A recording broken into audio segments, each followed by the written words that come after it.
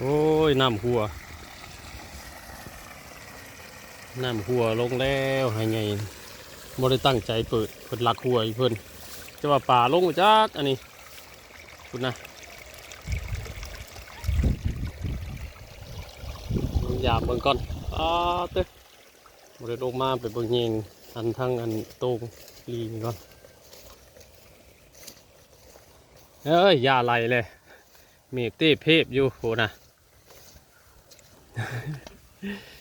มีเต้เพบอยู่บ่ได้ลงมาเศร้าเลยลงมาเต็มกระบาลนี่ไปเวียกไปงานเพื่อนดีกลับมาบาสีมาเอาเยงมาหยามันก่อนมือวานได้กุ้งได้พี่น้องเอ้ยนี่ได้กุ้งเป็นหลายเติบมือวานนี่กะได้กุ้งก้อยกินบาทนึงมือเช้านี่มันลงมา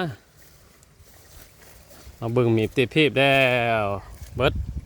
เกี้ยงน้ำบาทนี่ถือกินเน่าปลาเด้อสิอัดน้ำให้ไงแม่งก่อนยังบ่ได้เวลาเปิดน้ำดอกสิกักแม่งก่อนเข่ากะยังบ่ได้มานน่ะยังเป็นกีบอยู่กักน้ำแม่งก่อนมันหลักหัวลงน้ำท่อนี่ถ้าเปิดนี่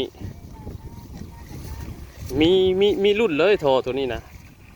เอาออกจากให้ไงนี่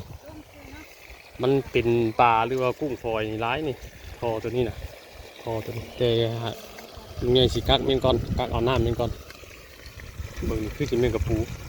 ลงเบิ่งก่อน